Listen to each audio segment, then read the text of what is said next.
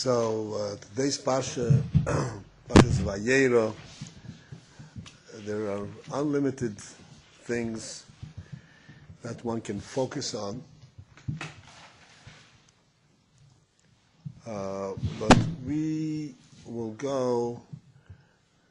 We could say that this is like the, so to speak, the epitome, the most famous element of Avram's life, which is also at the end of this parsha. And this is the Akedah.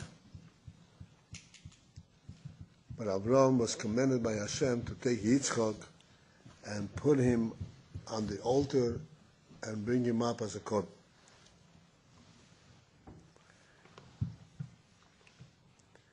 So basically what we are going to be discussing is based on the Sikha from Rebbe. And then I want to come and elaborate on it and try to understand it from our perspective, for our benefit.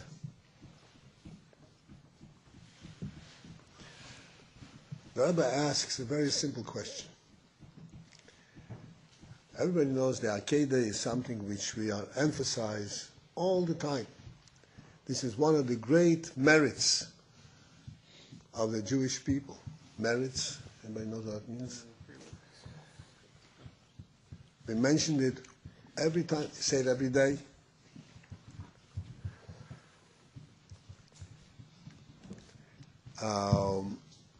So there is a very strong question here. Clearly, the Akedah was a very big merit, a very big accomplishment. But since then, over the thousands of years that the Jewish people have carried the banner of Hashem, they have paid dearly in all kinds of different ways. All kinds of different ways. There were many Mesiras Nefesh incidences. One incident, one general episode that they say also in davening on Yom Kippur, the Asor Harugei Malchus. Such famous men like Rabbi Akiva and Rabbi Shmuel were brutally murdered. Kiddush Hashem. And yes, we mentioned Yom Kippur, but this is not. We don't bring it up, so to speak, as a central Indian on our Jewish calendar. The Akedah is mentioned in completely different manner. What is so special about the Akedah? Different than all other things. Martyrs. And on the contrary, the Rebbe says, and this is also an obvious question which is mentioned by most, the Akedah had a very special aspect to it that did not exist in other cases, where Akedah, Hashem spoke to Avram directly and asked him to do this. Whereas in other cases, there was no direct contact, direct directive from Abraham, do this or don't do this.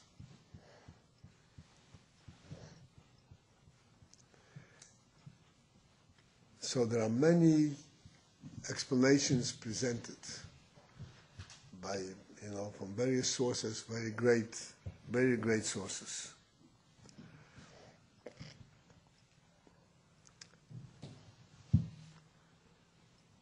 And after all the things that it brings down in the Sikha, the various things, the question still remains essentially unanswered.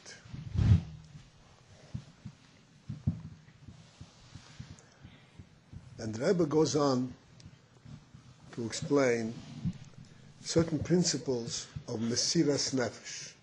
Essentially, the Akedah represents Mesiras Nefesh. The word Mesiras Nefesh means self-sacrifice. Self-sacrifice at the extreme level, where one is prepared to give his very life away for the sanctification of Hashem's name.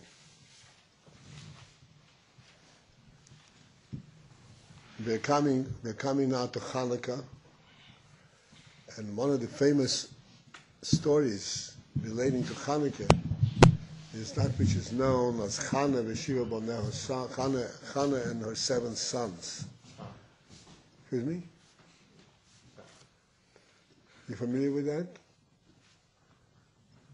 Chana was a woman. She had 7 sons, young boys. And Antiochus wanted to convince them to bow to his idol. And one by one, they came in, and he told them to bow, and they wouldn't, and he killed them one by one, 7, one after the other.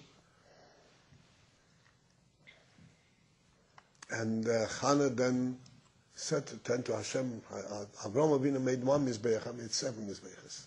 There was, and stories like this, we have rampant during the Holocaust. I mean, all kinds of different incidents. The Akedah, the Rebbe says, had a certain unique quality to it, and that is what the emphasis is.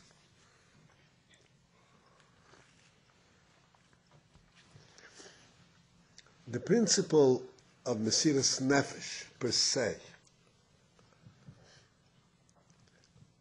it's interesting that Mesiras Nefesh per se is something that can be found even by non-Jews.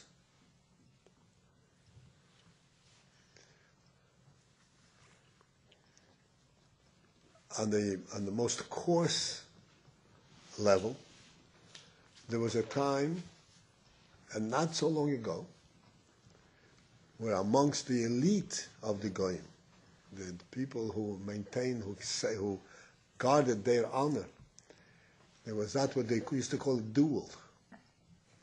You know what a duel is? Anybody knows what a duel is?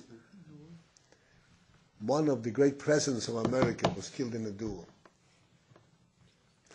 How do you spell it? Huh? Duel.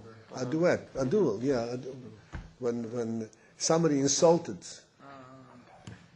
A insulted B, and B, in order to guard to stand up for his honor, said, okay, we go for a duel. And there were rules around it. There were rules how they do it. They would throw lots, who is the first one to shoot, who is the second one to shoot. And they must stand, whatever it is, 100 feet apart. They would shoot at each other. This was an honorable activity.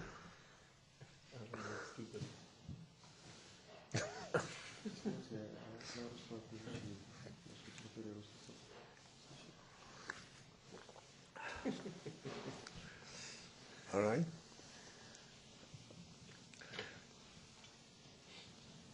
How do we distinguish that from Lahavdil El Havdalas, I have to say, to Mesiras Nefesh? I use that example because this would be the easiest thing to understand the difference. The Rebbe goes into much more finer levels.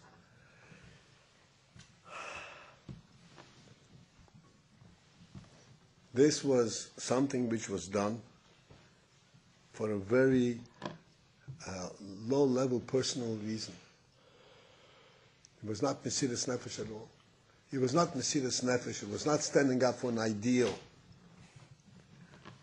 What you say, this ideal is more important to me than my own life.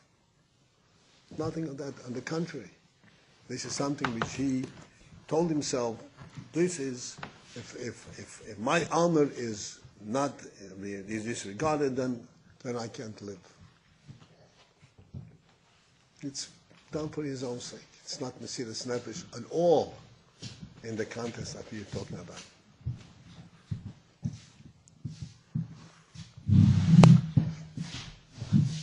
What is Mesiras Nefesh? We'll come to it more directly and then go through various steps.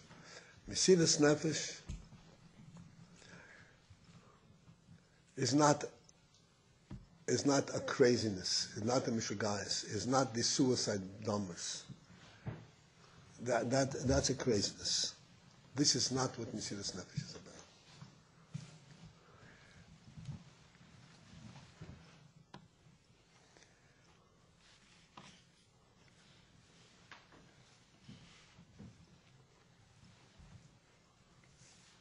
In the human being, there is a neshama and there is the guf.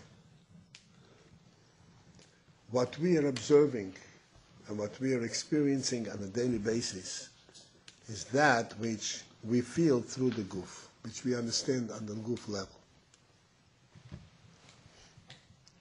But we all know that there is deep down in our heart and deep down in our mind, there is something, a spiritual perception, a spiritual recognition, a spiritual aspiration that is completely in a different realm than the bodily interests.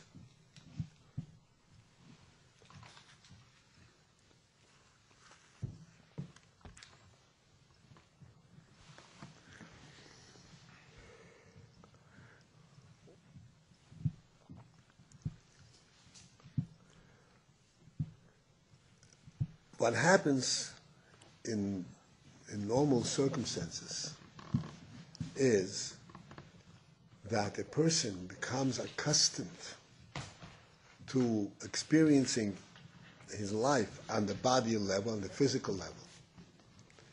And the more a person experiences his life on a physical level, the less he's sensitive to the spiritual aspect of his life.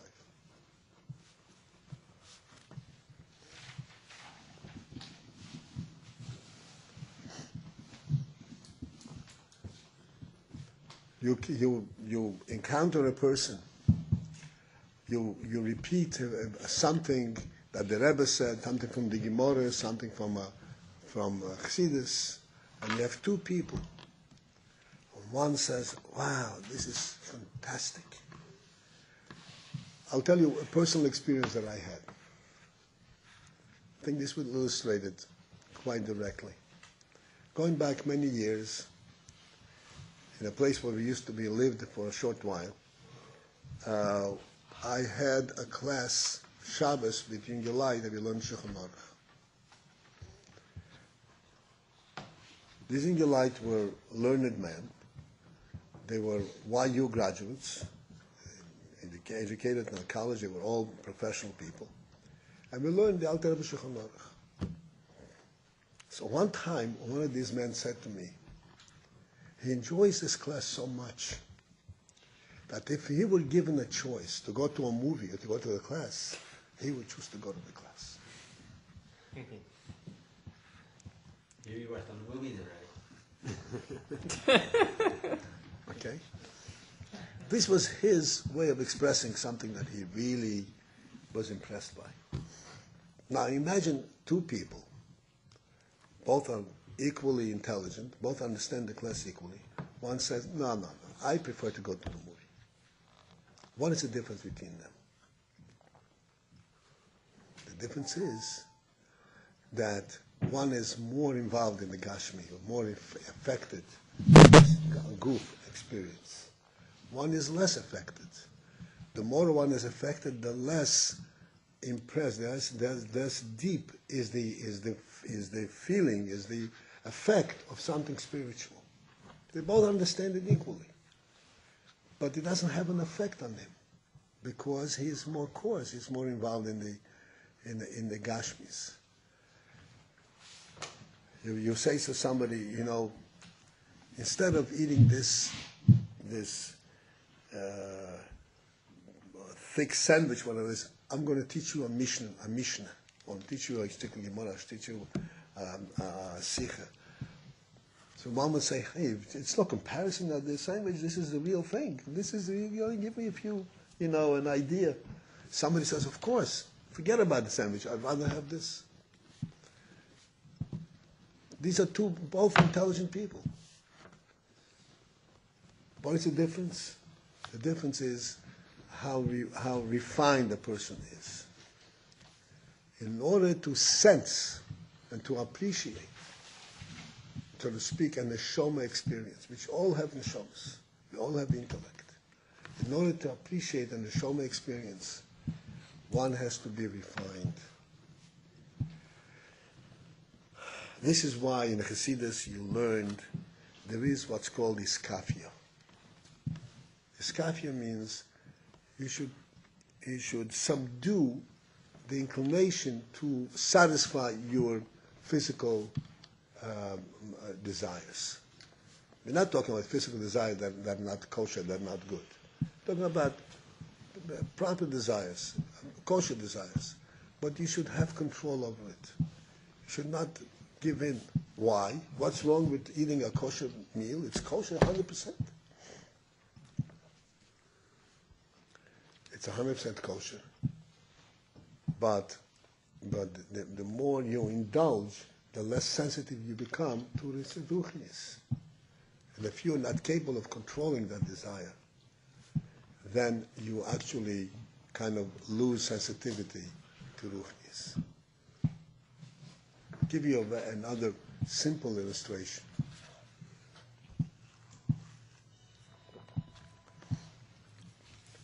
Everyone feels this table, that this table is smooth.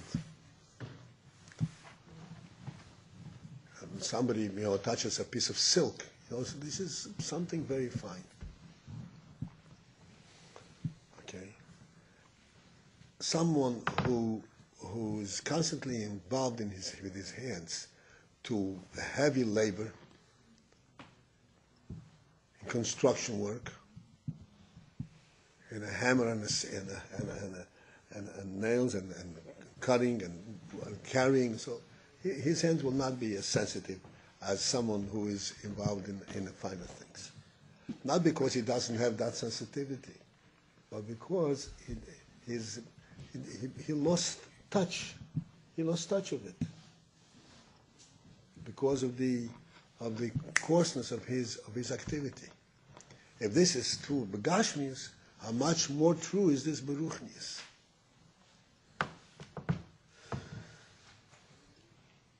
It's a very, very important principle to understand. When Chassidus says you should have this kafia, it is not for the purpose of chas v'sholom or inflicting any kind of discomfort, and not allowing someone to enjoy himself. That is not the intent. The intent is, on the contrary, to elevate the person and to reveal and to allow him the opportunity to enjoy his real self, which is his spirit, his intellect. Well, let's say if he doesn't feel like he's like he feels like I'm elevating himself. I'm sorry? If he doesn't feel like he's being elevated through I'm not doing this thing, should I do it? It's only because it's like a burden. Iskafi is always a burden. If it's not a burden, that means that he's already over it. Iskafi is always a burden. All kinds of things of this nature have to be done under. Either he knows himself what he's doing, or he has to be done under direction of someone who understands, what yes and what not, how far it's going, and things and so forth. Without direction, then of course you can overdo, and then you flip-flop to the other side. It has to be done in the proper way. You know the story of this man who said, listen, my horse costs a lot of money to maintain. I have to feed him every day. It costs a lot of money. That whatever you call the horse feed, I also call the hober. I have to feed him. So I decided I'm going to train my horse. He shouldn't have to eat. So what happened? Did you succeed? I almost succeeded, but he died first.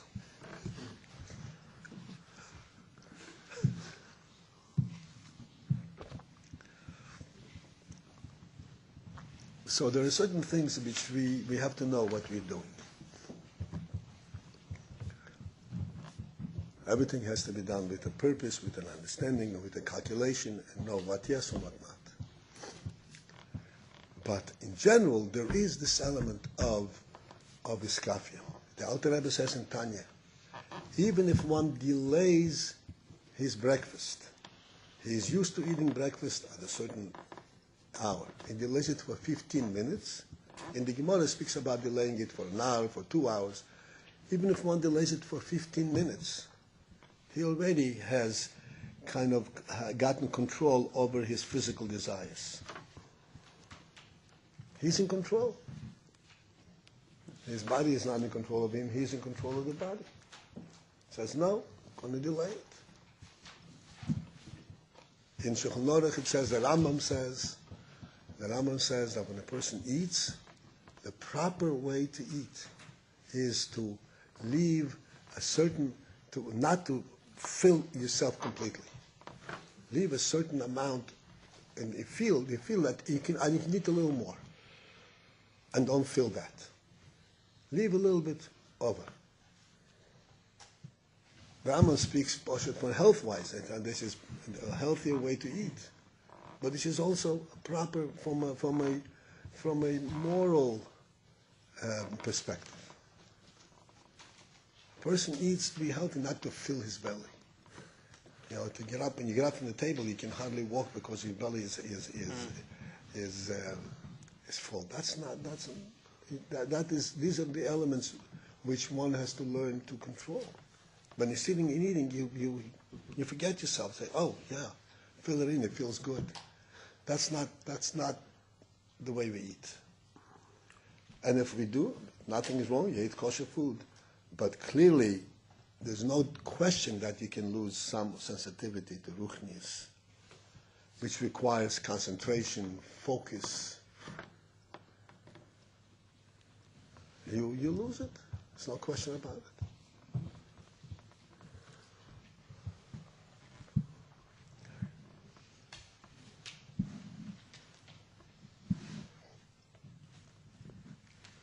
So, coming back to the topic at hand, the issue of Mesiras Nefesh.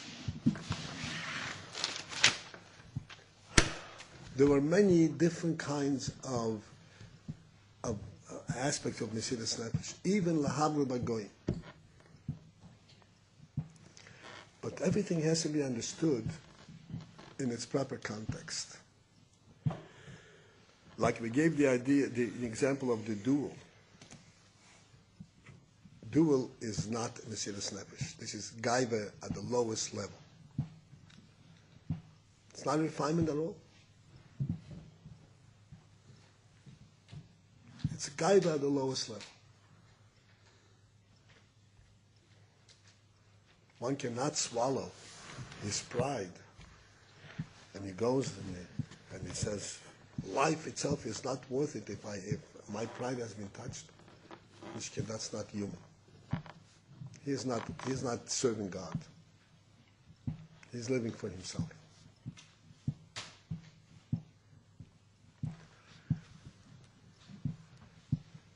There is a considerably higher level where someone understands that the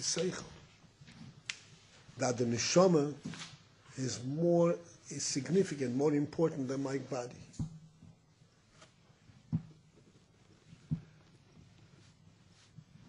The din of Mesiras Nefesh, halachically, is, you know that there are 3 averos for which a person has to be Mesiras Nefesh.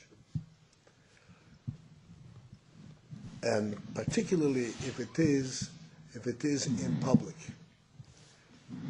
If a guy is trying to force a yid to do an avera publicly, and the yid refuses, and therefore it becomes a public knowledge that he refused to go against the Torah, because this is against the Torah. So then this is called his Makadesh Shem Shoram Shomayim Barabim. This is real Mesiras Nefesh. He was Makadesh Shem Shomayim Barabim. He made a public declaration that he stands up for the holy name, for Hashem's name, and he's ready to give his life for that. This is Mesiras Nefesh in the true sense.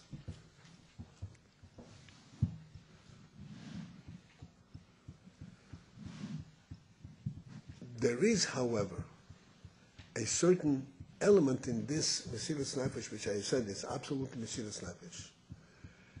But nevertheless, there is a certain element in this Mesiras Nefesh that is not what's called the epitome of it.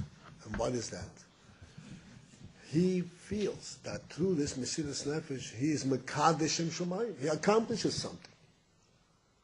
To be Mekadesh Shem Shomayim, to be Kadashim Shemaim, to declare to the whole world the wholeness of God's name, that is a very important thing.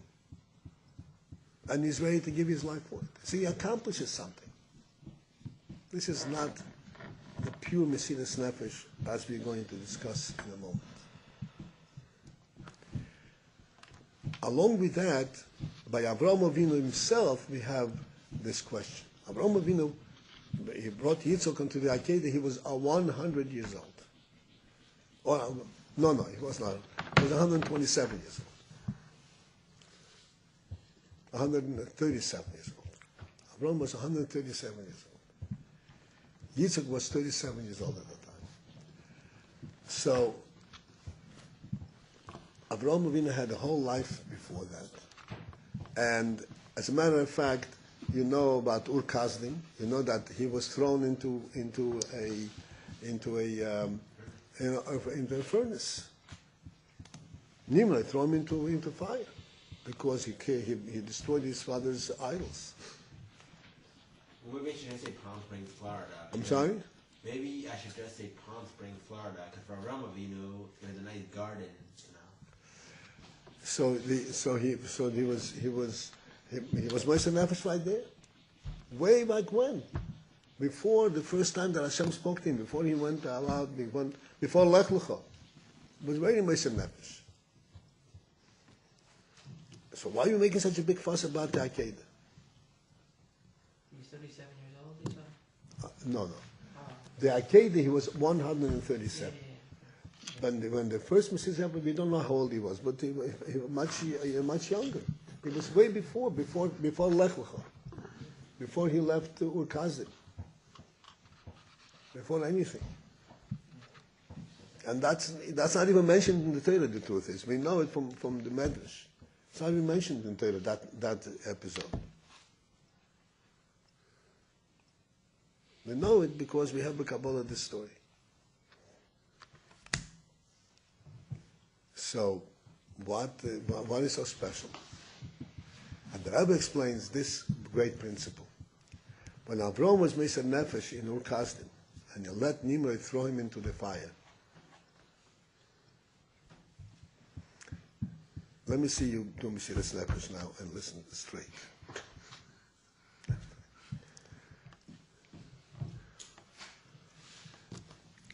When Avraham was thrown into the fire, was Mesiras Nefesh really in the real sense of the word. As we know the story with Horon, his brother Horon, he wouldn't take the chance. He was waiting, he was hanging on the fence. You know the story, right? Abraham came out. Abraham didn't go in there with the intent that he's going to come out. Horon went into the fire because he thought he was going to come out, and he got burnt. Abraham went into the fire. He intended to just make a point that I'm ready to give my life for that principle. Everybody should know that this is a real principle. To the extent that my life is worth to give for it. So this was Mesiras Nefesh. But there was this secondary thing. He wanted to accomplish something to this Mesiras Nefesh. He wanted to prove to the world what Amunas Hashem is. He wanted to be effective, to affect the whole world.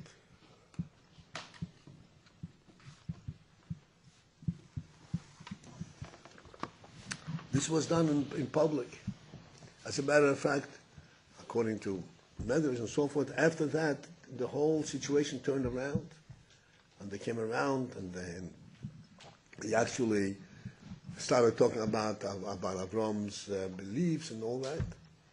Didn't last very long, but it had a big effect. And here is what the Akedah was unique. The Akedah was unique, so to speak, in the entire Jewish history. Because the Akedah took place in total seclusion. There was no one there except Abraham and Yitzchak. Even Yishmael and Eliezer, who were walking with them, who accompanied them up to that place, he left them behind. He says, you don't belong over there. They did not know at all what took place. It's an interesting thing. It says in Vayhi Acher that we say in davening every day. You're going to learn in the Chumash this week in Mitzvah Hashem. So it says like this. It says Avram and Yitzchak. After the third day, Avram left the Shmuel, left the accompanying behind, and he and Yitzchak went alone. So it says over there, Vayilchu shnehem yachdov. They both went together. Then it says again, Yitzchak asked Avram, where are we going? What are we going to do? There's fire, there's things, but there's no sheep. What are you going to do for a korban? So Avram said, Hashem will show what it's going to be. And again, they went, it says in the Pasuk, they went together. Then, it's interesting. So Rashi, on these two, Vayechu Shneim Yardov, Rashi makes a comment, we'll discuss in a moment, explains what the Torah is telling us. Then, after the whole thing took place, after the whole Akedah, and Avram put the aisle, put the ram on the Mizbeach. After everything is done, Avram and Yitzchak descended from the mountain, and they came back to the donkey and Shmuel and Eliezer. They came back to the Yorah. It says also by Yoshua Avram on the Yorah, Avram returned to his accompanied to his young people. Vayakumu vayilchu yachdov. It says again, they went yachdov, they went together. So the story goes that Rashi's grandson asked Rashi one time, that's where I heard the story, asked Rashi, he said, say the why on the first Vayechu Yachdov, you explain what the Torah is trying to tell us. Essentially, what the Torah is trying to tell us that Avraham, who knew that he is going to Shech Yitzchak, and Yitzchak had no idea what it was about, and yet he couldn't distinguish between them. They went both with the same enthusiasm, with the same joy, without any distinction.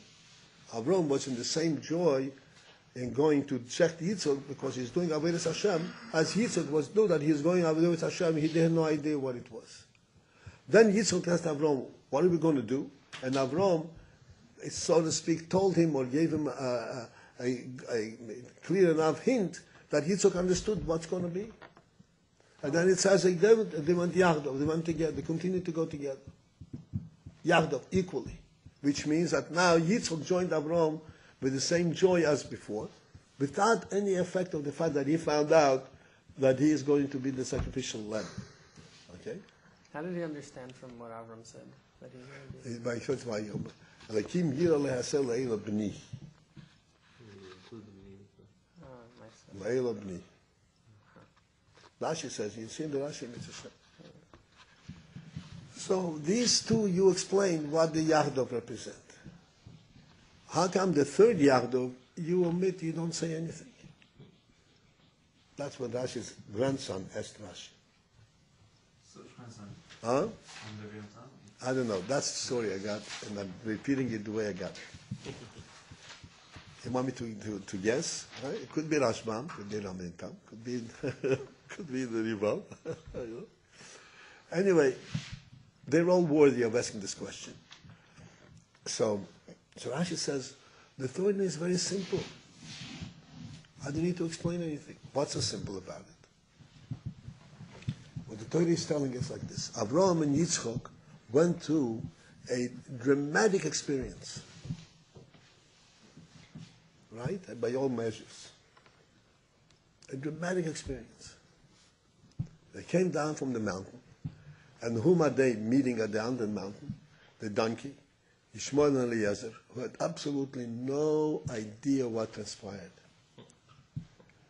They were sitting there bored, watching the sunset.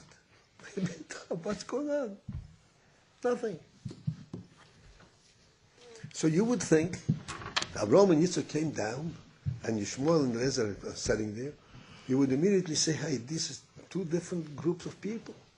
These people are coming down from Gan Eden someplace, and these people are playing chess. Couldn't tell the difference.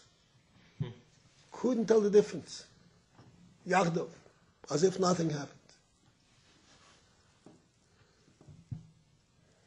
The deed was done, all Hashem Shemayim, purely and clearly.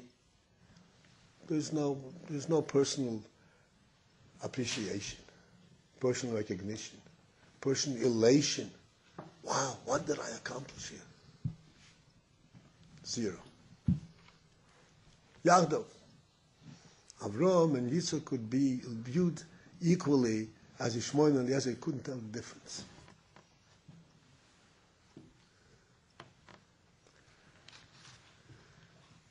This illustrates a completely different aspect of Mesiras Nefesh. This was not Mesiras Nefesh for any accomplishment, to make a point, and so forth. This is Mesiras Nefesh. I've expressed one simple thing, as it says in the Akedah, we say every day. Hashem said, this you have exhibited, that your Yiras Shamayim, Yiras Hashem, permeates your entire person, your entire existence.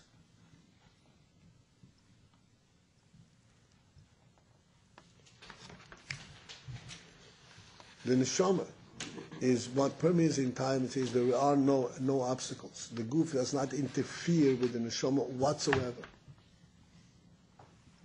You're totally Yirei Elikim.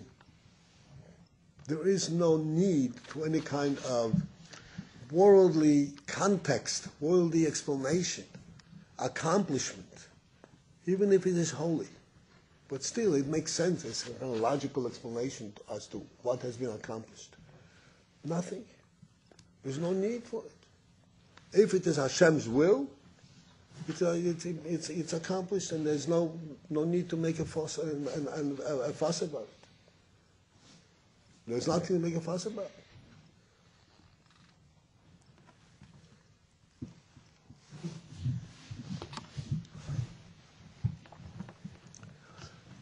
This, the Rebbe explains, is the special element of the Akedah.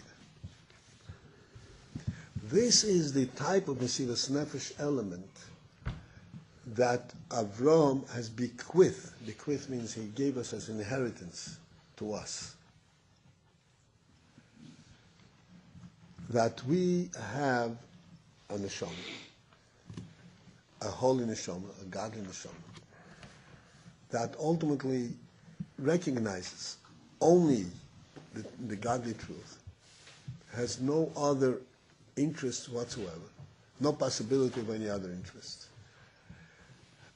Yes, indeed, the neshama is clothed in a body, and the body has all kinds of means of, so to speak, of covering up and containing the neshama.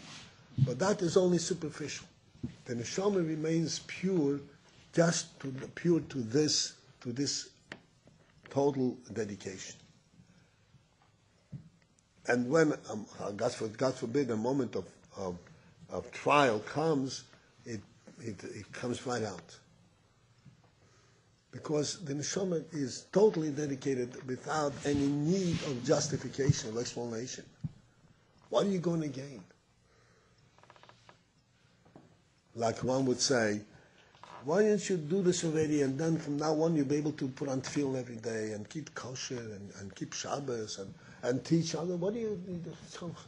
You're going to let yourself be killed for what? What are you going to gain from it?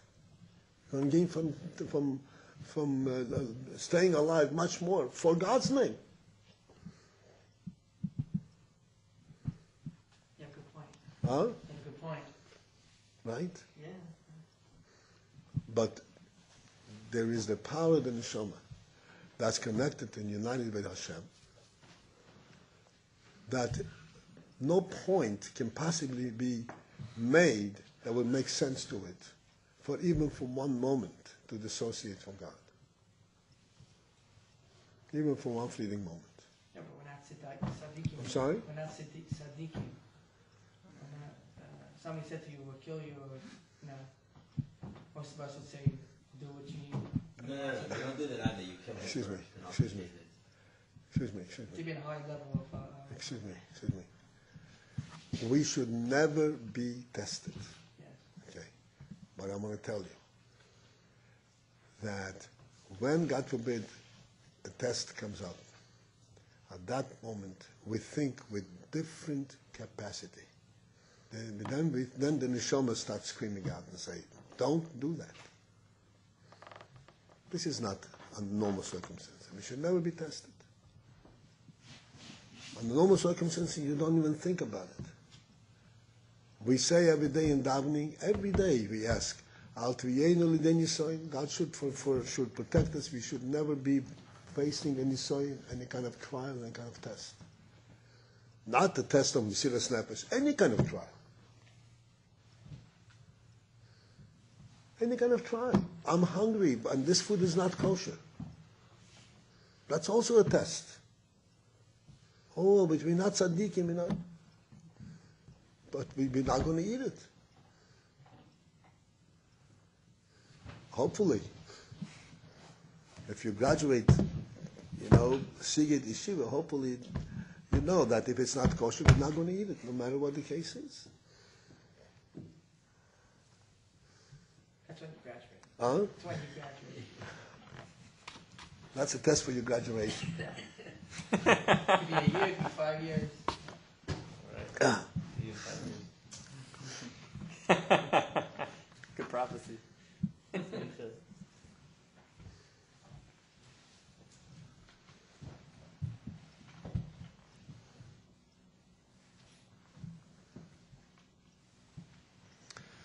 So these are just realistic examples of a smaller scale, but they're realistic examples to understand that there is a power of the neshama. And this we inherited from Abraham, and that has nothing to do with the popular sense of Mesiras Nefesh.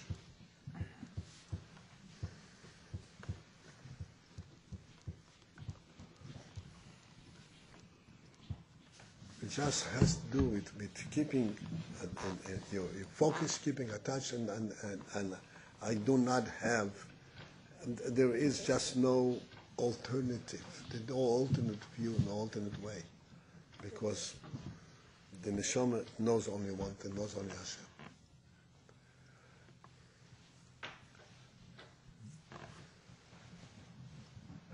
This, the Rebbe explains, is a special element in the Mesiras Nefesh of Abraham, of this particular moment of the Akedah. This is what he bequeathed to his offspring, and the Alter Rebbe says that we have it B'Yerusha, that they have this B'Yerusha for Abraham, Yitzchak, and Yaakov.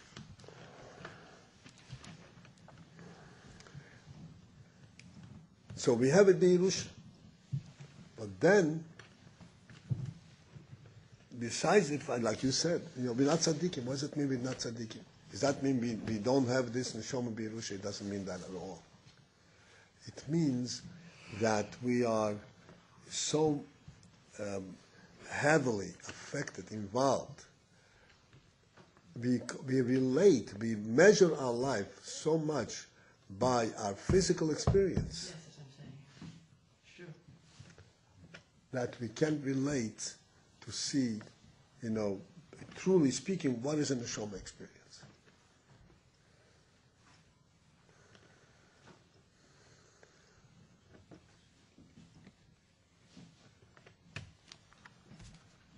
And this is the point which I wanted to explain. That this neshama experience is a true element in each one of us. This is not, this does not require any kind of justification, calculation, circumstance. This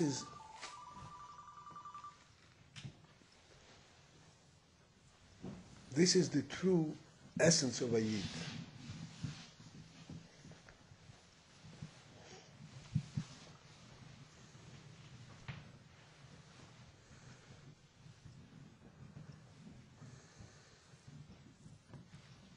The Rambam explains, and he mentioned it in the past, this phenomenal thing. The Rambam explains that a Yid, by virtue of being a Yid, always wants to fulfill any requirement, any godly requirements that's requirement of his from the Torah. If he says that he doesn't want to, then at that moment when he says he doesn't want, he is not really he's not really in control of himself.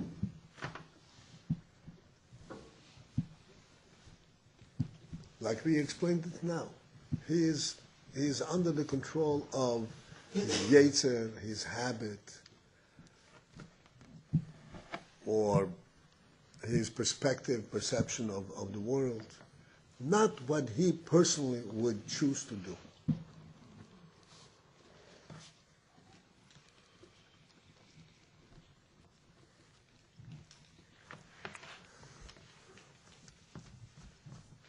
So, the idea of, like we said, the idea of Kabbalah soil, the idea of iskafia, is important simply to train oneself to be in control of myself. If we do not, so to speak, go through this process and decide, I'm not going to eat this because I don't think I should eat it, because it would be better for my neshama not to eat it, even for 15 minutes. If I'm not able to do it, that means that I cannot get whole control of myself. I am acting impulsively. I'm acting impulsively because this is the way the world is.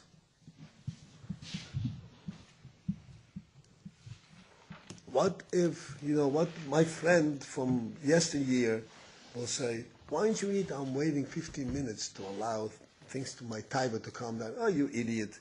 While you have the taiva, that's when you're supposed to eat. That's when you really enjoy it.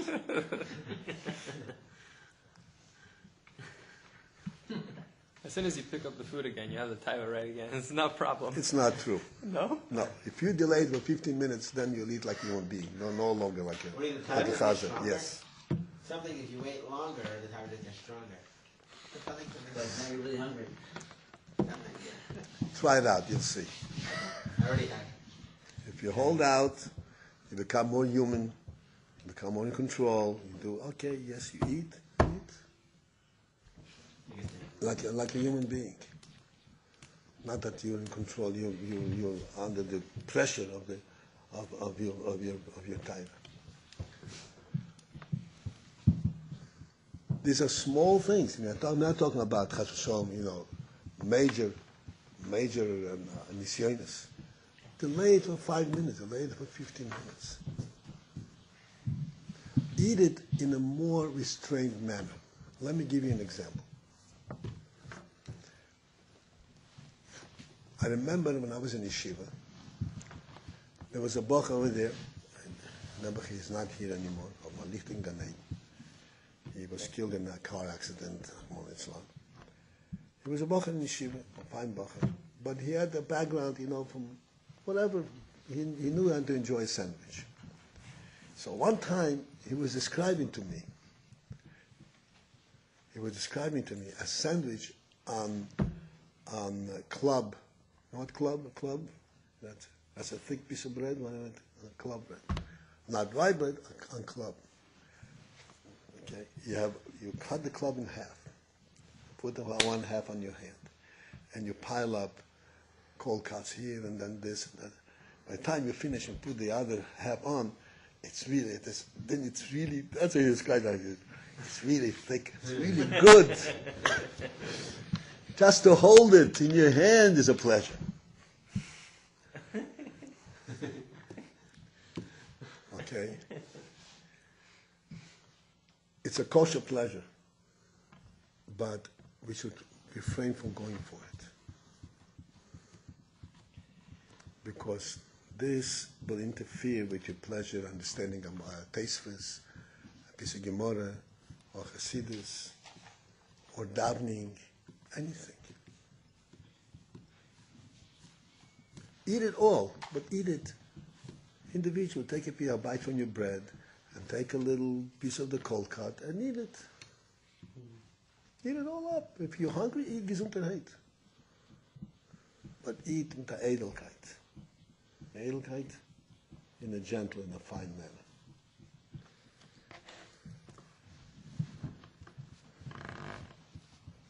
That little bit of iskafi, that little bit of self-control, really, in our days, goes a very long way to allow the better qualities of our souls to surface.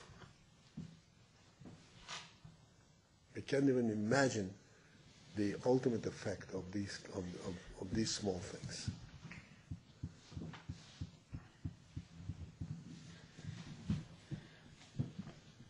And we can't project, we can't imagine what does it mean, what kind of experience is it that when you learn something deep and it makes sense and it's really enticing and it's really getting me feel good and feel deep and feel elevated. Rather than leave me alone away, let me go and get my lunch.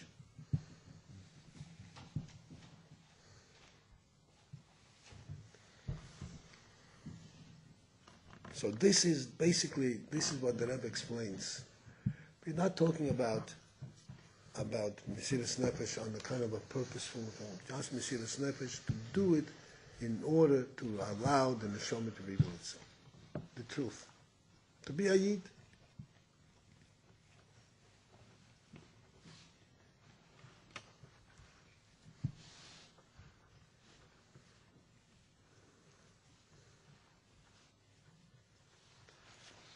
There was a story, and I don't know the names of the people involved, but I remember the person who told me the story.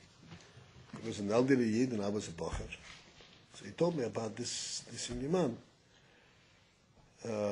who fasted, whatever, from time to time in a controlled manner, in the right way. And so one time, there were some people outside. This is the story I got. Some people were outside, his friends or whatever it is, and his mother-in-law was standing there, and she was screaming to him through the window, "Yankel, go and eat already. You're fasting the whole day." So he comes out of the door with a big sandwich and he starts eating. He didn't want that anybody should really know and think that he fasted. He went and he said, "I fasted? Look what I'm eating here. I didn't fast." There's no need, there's no need. It's counterproductive to involve anything else. Just to do it l'shem shamayim, do it for the sake of edelkeit, of refinement. Believe me, it goes a long way for success in learning, for success in davening, for success in human understanding, in human appreciation, and for success in life overall.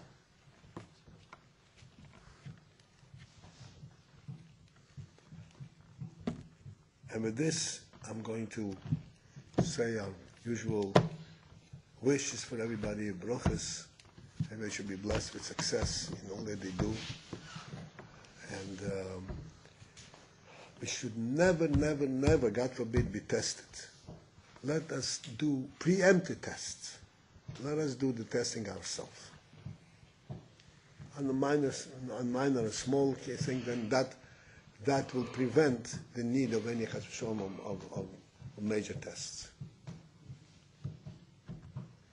You should be matzliach, you should come out, grow, come out with the full power of your neshama, full power of your spiritual capability.